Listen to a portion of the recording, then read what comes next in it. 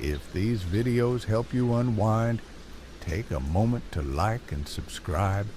It really supports the channel. And I'd love to know, where in the world are you listening from? And what time is it for you right now? Drop it in the comments below. Now, get comfortable. Close your eyes if you'd like, because it's time for tonight's story. I took the job because I was broke. 200 cash per night. No experience required. No forms, no ID, just a name and a signature on a handwritten piece of paper that smelled like damp earth. "You'll be night watch," the guy said. "Walk the fence, check the cameras. Don't go near the west barn." I asked why not. He smiled. Thin, rotten teeth, eyes that didn't blink in sync. Old equipment. Unsafe floorboards. It wasn't listed online. I found it pinned to a corkboard at a gas station 2 towns back. The ad was printed on yellowed paper, like it had been hanging there for years. Meat processing facility. Night watch. Quiet work. Meals included. No questions, no fuss. I should have asked questions. The farm was deep backcountry.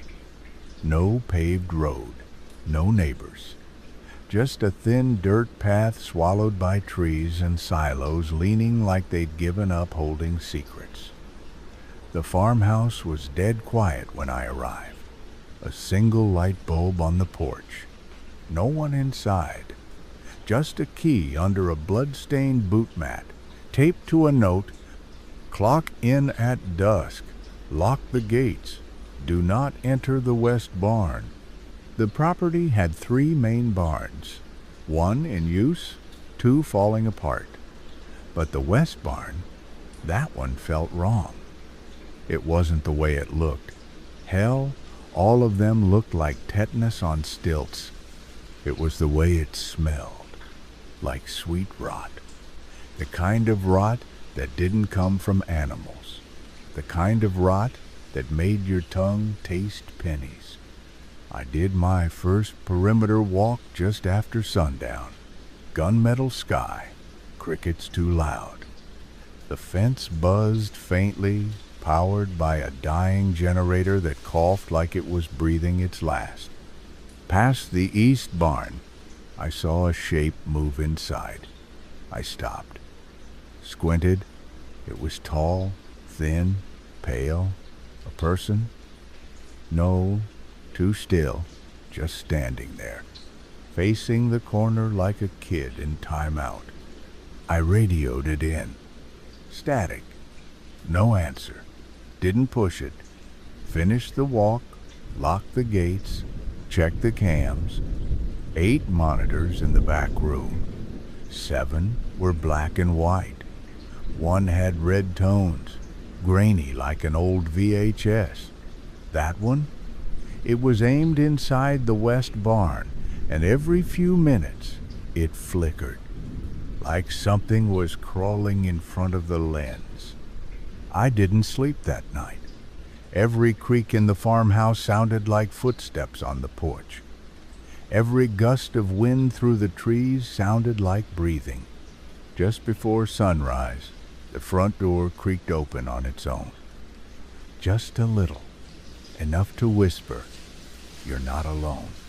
Morning brought no relief, no supervisors, no instructions.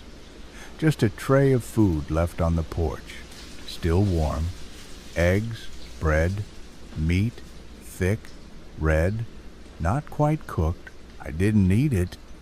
Second night. Same route. Same camera flickers. But this time, when I passed the west barn, the door was open. Just a crack. And something was watching me through it. A single eye. No eyelid, no blink, no light, just a round, wet stare that followed me until I passed. I ran the rest of the route, locked myself in the farmhouse, watched the red cam all night. At 2:14 a.m., the screen cut out for 6 seconds. When it came back, there was something new. A smear across the lens, red, and behind it, a face. Not a mask, not a person, just skin, stretched across the frame, like it had been pressed against the camera. Then it was gone. That morning there was another tray of food, this time with a note tucked under the plate. "You're adjusting well. Next week, we'll show you the real work." The ink was smudged, but below the message, pressed into the paper, was a thumbprint, peeling, like it had been left by a hand that didn't belong to the body anymore. By the third night, I started leaving the lights on. All of them. Every bulb in the farmhouse. The perimeter floodlight. Even a flashlight duct taped to the porch railing. I didn't know what I was trying to keep out, but I knew it already knew my name. There were no phones, no internet, no emergency contact. Just the walk, the cameras, the food tray at dawn, like clockwork. But the power lines were fraying. The lights buzzed louder, and every night the woods crept a little closer. That third night, I finally saw one up close. A walker. I was halfway through my perimeter loop, passing the open corral gate, when I heard it shuffling. Heavy footfalls, slow, measured, not dragging, but patterned. I stepped behind one of the silos and peeked. It was walking in a circle, naked, hairless. Its skin was pale, almost translucent under the moonlight, but the worst part was the way it moved, like it wasn't walking on instinct, but memory. Every footstep landed in the same patch of dirt. Over and over and over. I stepped out, slowly. My flashlight beam caught its back. It didn't flinch, didn't stop, just kept walking that same loop. When I got closer, I saw something written across its shoulders, carved into the skin in scabbing, raised letters, cleaned, pending. Its face was blank, lips sewn shut, eyes open, dry and cracked, but somehow focused, like it saw me without seeing me. I whispered, "Can you hear me?" It stopped. The breath caught in my throat. Then, without looking, it whispered through stitched lips, "Don't go under." I stumbled back. It didn't chase me, didn't turn, just resumed the loop, like it hadn't spoken, like it hadn't existed at all. I ran back to the farmhouse. The red camera was already on. Inside the west barn, something moved past the lens again. A hand, 5 fingers, skin loose and wrinkled, like it had been peeled and left too long in the sun. I watched the feed for hours. At 3:06 a.m., the camera glitched again. When it returned, the barn was empty, except for a chair facing the camera, and tied to it was a shape, not moving, not breathing, covered in plastic, a human-sized object, with something scrawled across the chest in black ink. Not clean enough. Then the screen cut to static. That morning, no breakfast tray, no note, just a folded piece of butcher paper nailed to the front door with a rusted scalpel. Inside it, a tooth, still bloody, still warm, flat on one side, like it had been cut, not pulled. I almost threw it away. until I saw the little carving etched into it. My initials. The fourth night, I couldn't sleep, not because of the noises outside, but because of the one under my bed. It started after midnight. A soft tapping, then dragging, then something like fingers brushing the wooden slats beneath me, slow and searching. I froze, listening. Then a whisper, still soft, still soft. I bolted up and turned on every light in the house. Nothing. No sign of forced entry. The locks were untouched. The front door still chained. But I swear I smelled something raw meat and bleach. And underneath it, something sour and old, like wet insulation. I tried the radio. Static. The red camera was dark. All night. That had never happened before. At dawn, the tray returned. This time with 2 plates. One was the usual rubbery eggs, and that meat I still refused to touch. The second plate held only a folded uniform. Dark gray coveralls, rubber gloves, goggles, a note pinned to the collar. Time to learn. I didn't want to. I didn't plan to. But my hands were already moving before I finished reading the words. Putting the uniform on. Tightening the gloves. Something had shifted. Not just outside, but in me. I walked past the perimeter, past the east and central barns, and stopped in front of the west one. The door was already open. Inside, it was colder than outside. No lights, no sound, just the hum of something mechanical like a freezer or a server rack. The walls were lined with hooks, some empty, some. One of the bodies still twitched, not violently, just little muscle spasms, like it hadn't quite registered death yet. They were all shaved, pale, branded across the sternum with single words: clean, reject, sent. There were stairs in the back corner, concrete, damp. They led underground, and the deeper I went, the more the air changed. Less like blood, more like plastic. The hallway below looked like a hospital corridor that hadn't seen humans in years. Fluorescent lights buzzed behind foggy covers. The walls pulsed slightly, not literally, but in the way heat moves off pavement.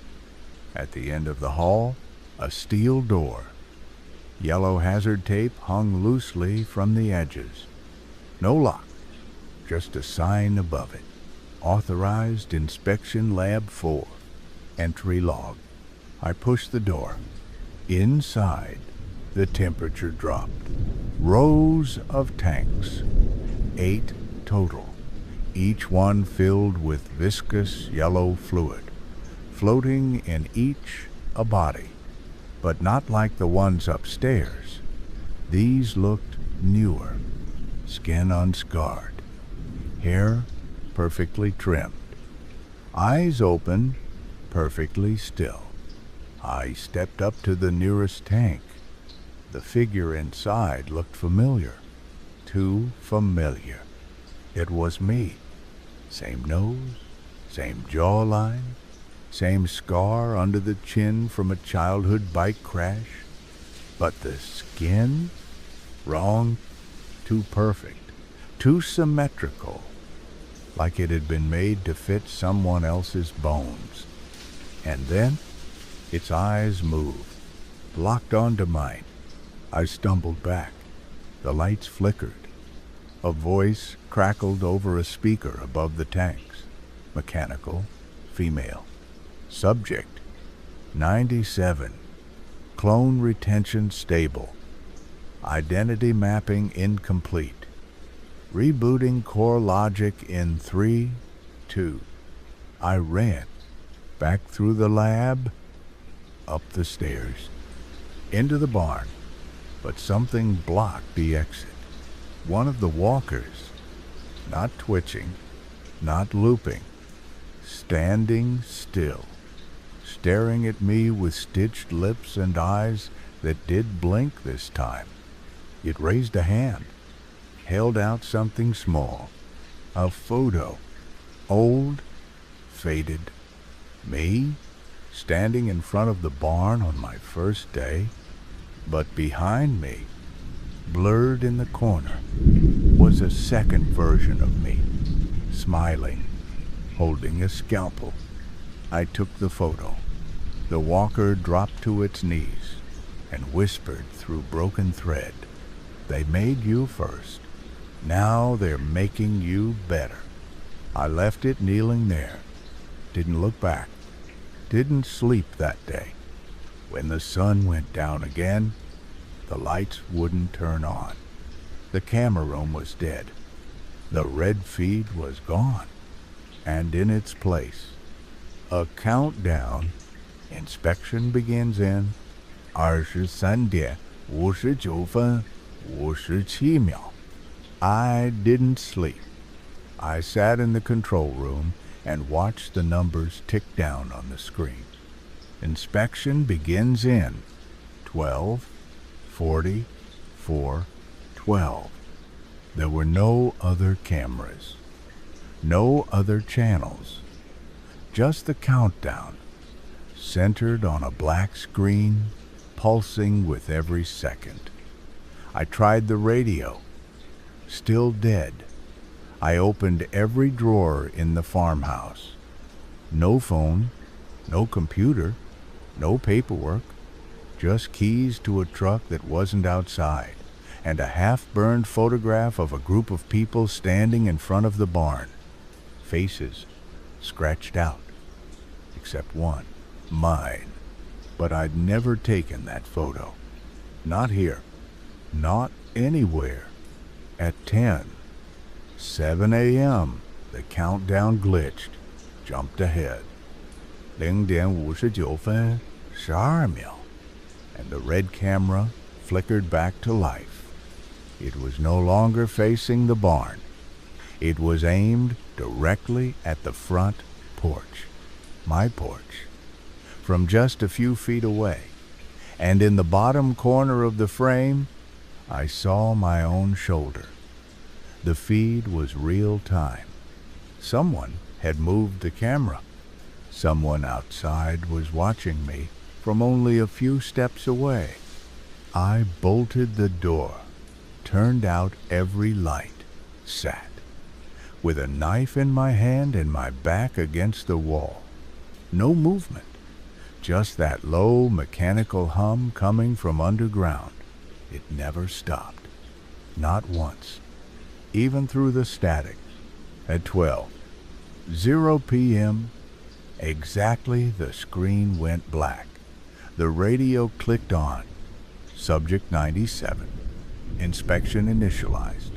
Primary traits, stable. Personality retention. Unstable. Disposal pending.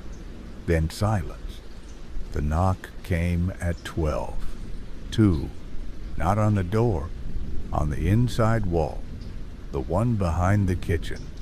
3 slow, solid knocks. I pressed my ear to the paneling. No footsteps, no breath, but the knocking came again, this time from the ceiling. Then under the floor, all at once. I ran outside. The farm was quiet.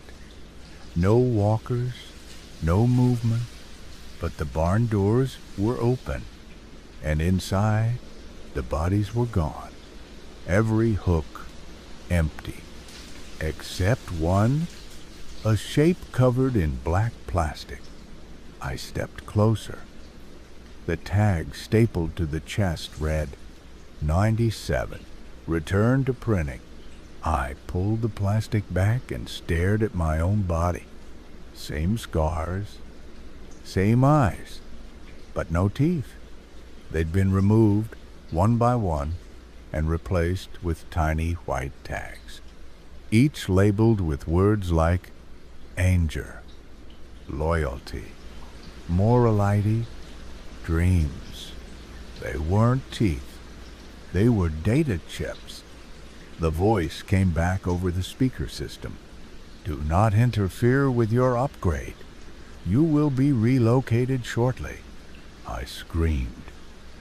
Through the night, smashed every monitor in the house. It didn't matter.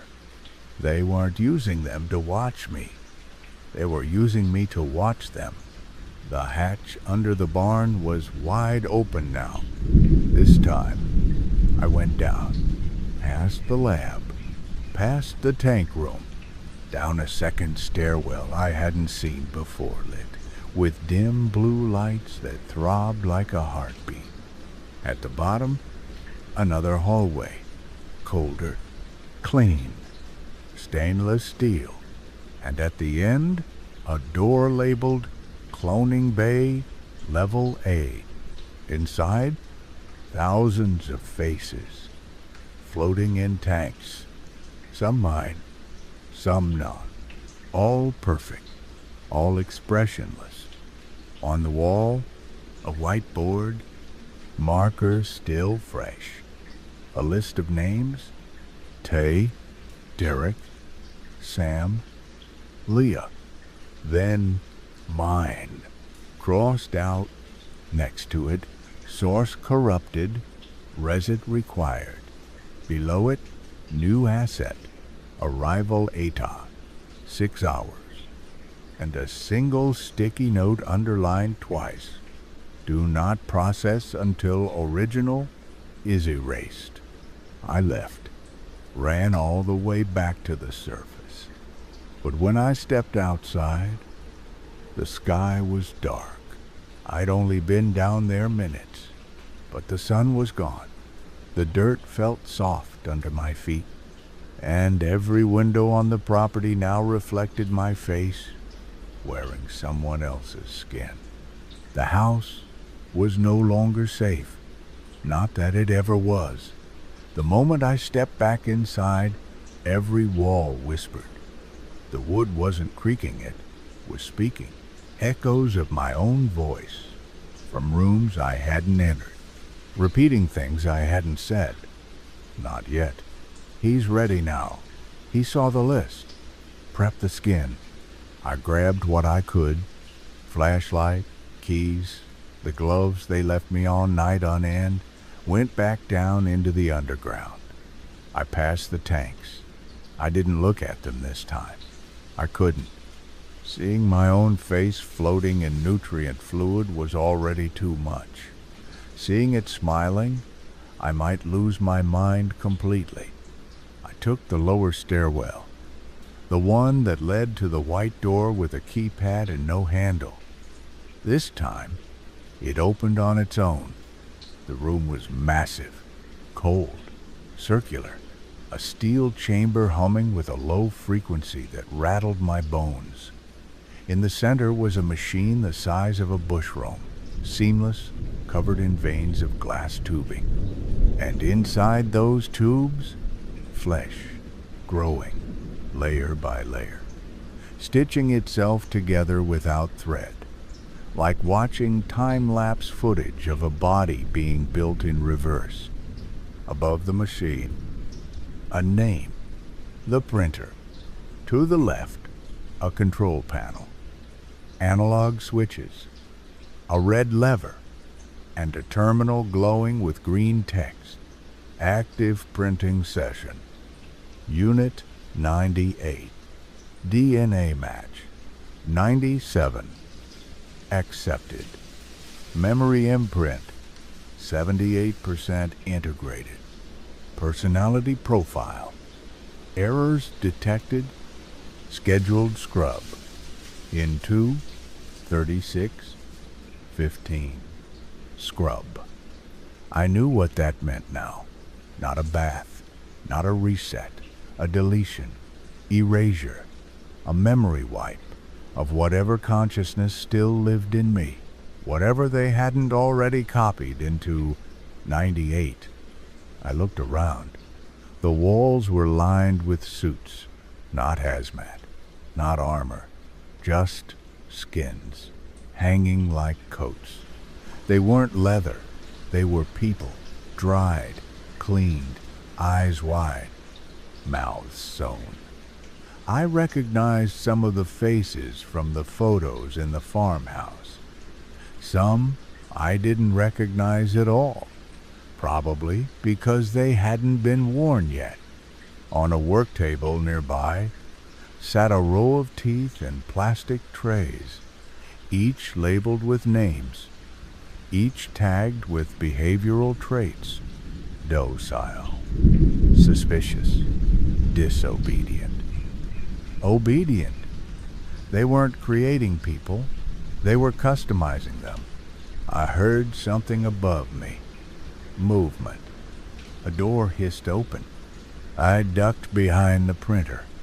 Footsteps entered the room too, maybe 3 people. One was humming, a low, tuneless note that didn't rise or fall, just droned. They didn't speak. They walked past me toward the console. I peeked. They were wearing lab coats, but they weren't human. Not anymore. Their faces were too clean, expressionless, like their skin was draped, not born.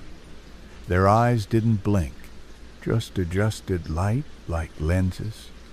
One of them looked directly at my hiding spot and said, "Subject 97 is loose. The original mind is resisting integration.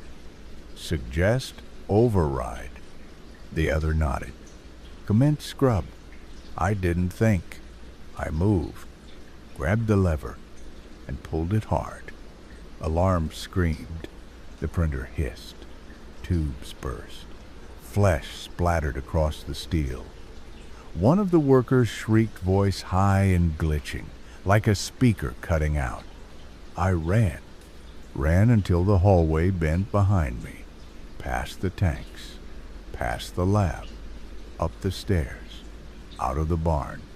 The sun was rising again, but the light didn't feel right. The sky had that same amber tone I'd seen on the red camera feed. Not sunrise, simulation. The sky was wrong. Too smooth.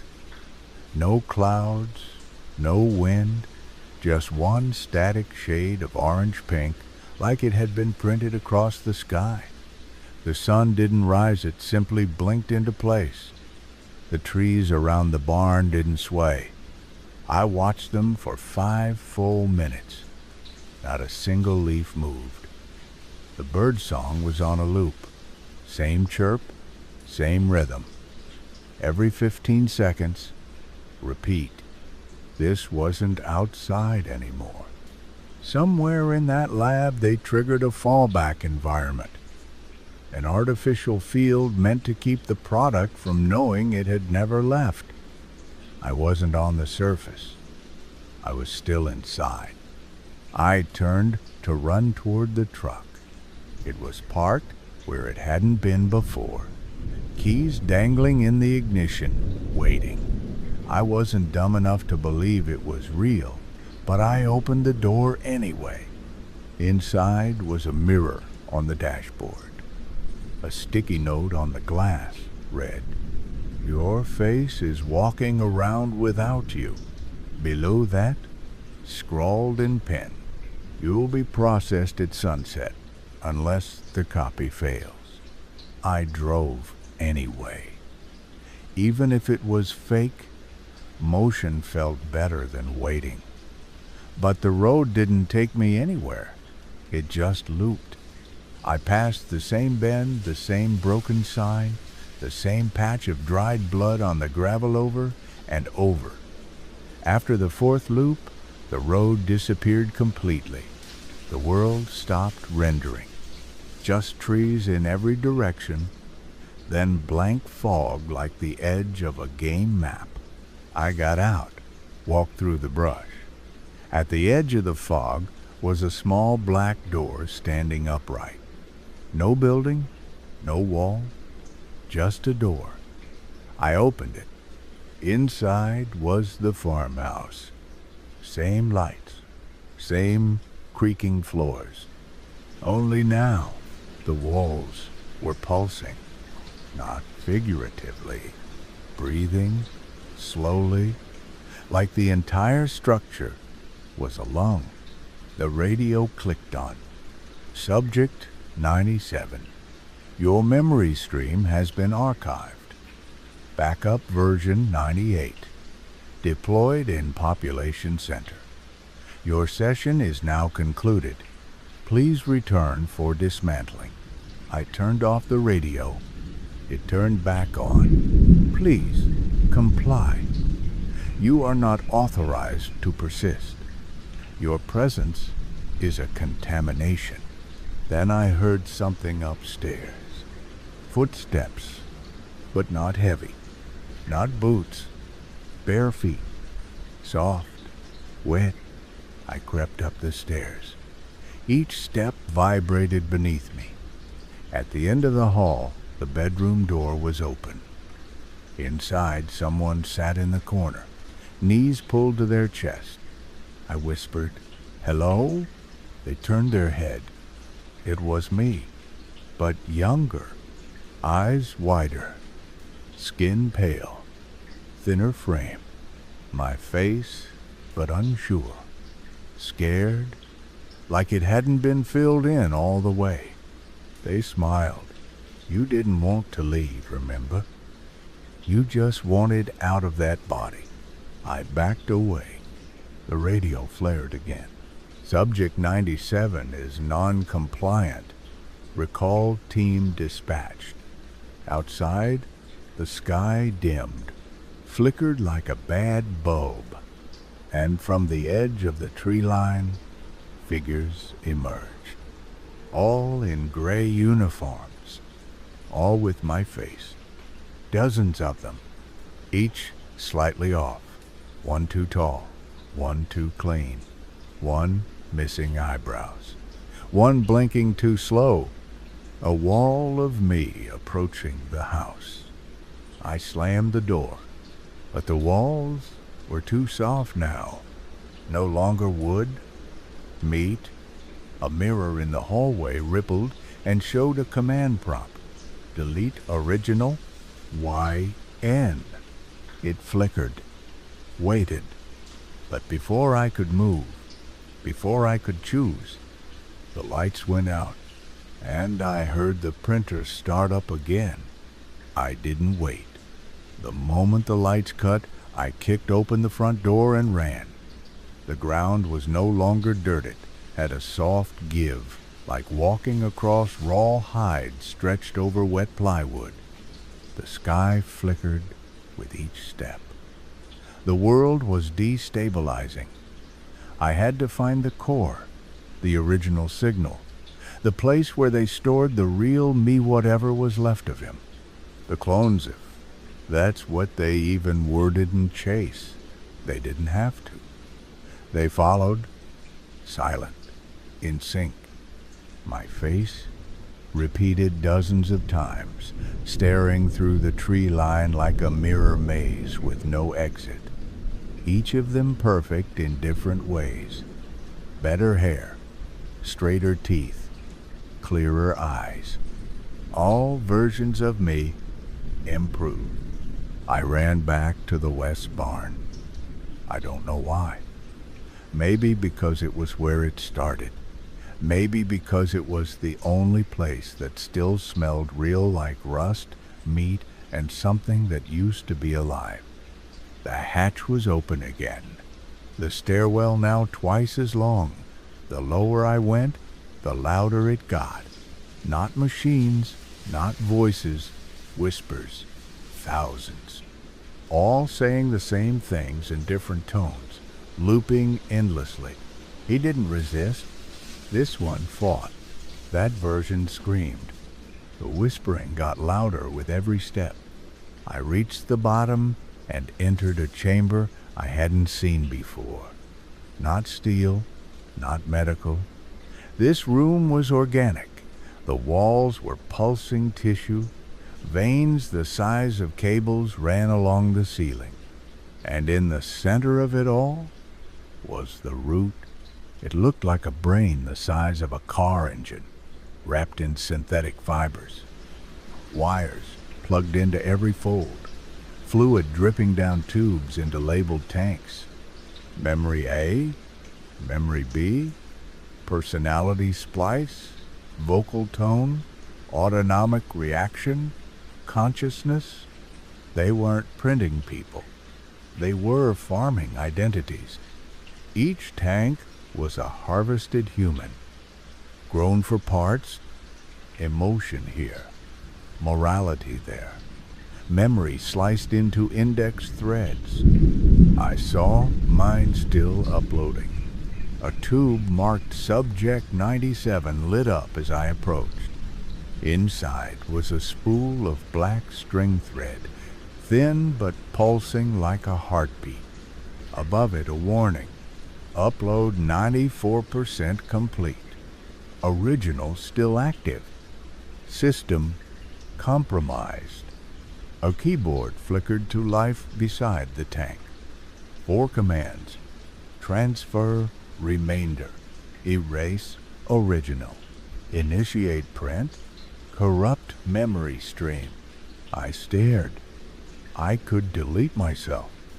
I could complete the process. I could start it over with a new body, cleaner, safer, smoother. But that wasn't me. That wasn't real. And for the first time since this nightmare began, I remembered something they hadn't taken: choice. I selected corrupt memory stream. The moment I hit enter, alarm screamed. The entire chamber shook. Fluid boiled inside the tanks. The root pulsed violently, seizure-like. Red lights exploded overhead. Clones above started to scream. The kind of scream that isn't pain or anger, it's confusion. The sound of losing your identity in pieces. I heard them collapsing one by one, piles of perfect flesh, hitting dirt like mannequins dropped from the sky. The speaker overhead cracked. The female voice struggled through static. System compromise. Print sequence aborted. Subject 97 unstable. Asset unusable. Then silence. The tanks shut down. The lights dimmed, and I stood in the heart of the skin farm, surrounded by copies of people I'd never meet, in bodies they'd never wear. But I was still here. The last one. The silence after the collapse wasn't peaceful. It was loud, thick, wrong, like the entire facility was holding its breath, waiting for something to wake up. The printer was dark, the tanks still. The whispering had stopped, but I could still hear one voice. Mine. Not from my throat, not in my head, from the room above. I climbed back up the stairwell. Slowly, each step softer now, like the ground was rotting beneath my feet. When I reached the top, the farmhouse was waiting for me. But something had changed. It wasn't breathing anymore. It was listening. The walls were still. The air didn't move. But I knew something was in there. I stepped inside and saw him, sitting in my chair, wearing my skin. Not a clone. Me? I knew it instantly. The eyes, the scar, the chipped canine, the posture. The only difference was the smile. Took you long enough, he said. I couldn't speak. He stood. You think you were the original? He asked. You're not. Neither am I. We're just echoes, forked copies that outlived their purpose. He stepped closer, but I remember everything. I remember the accident. I remember the first cut. I remember the job posting at the gas station. And I remember what we were running from. He held something out. A mirror. But the face looking back at me wasn't mine anymore. It had no eyes. Just black sockets where someone had dug too deep. My jaw had stitches. My skin had seams. My body was failing because without the stream, I was nothing, just meat with stolen memory. I backed away. He followed. The truth is, you were never meant to last. You were a prototype, a test batch, one of hundreds. But you fought. That makes you dangerous. That makes you interesting. He reached into his coat, pulled out a syringe. So they sent me to bring you home. I turned, ran. The farmhouse cracked around me. The sky blinked. The world glitched. The trees blurred like melting wax.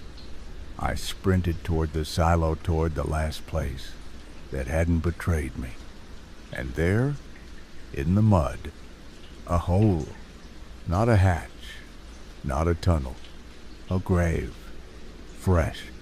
My name carved into a metal tag hammered into the soil. I looked back. He was standing at the edge of the trees, watching, smiling, waiting. I jumped. The fall never ended. I kept falling, through dark, through static, through memories that weren't mine anymore. And then a screen, flickering, booting up. New subject detected. Memory stream. Integrity failed. Backup restore in progress. The voice came back. Calm. Neutral. Cold. Welcome back. Your session has expired. Reprinting body. Please remain still. And then I felt it. Hands. Not mine. Not human. Pulling something over me. Fitting a face. Sewing lips. Replacing the skin.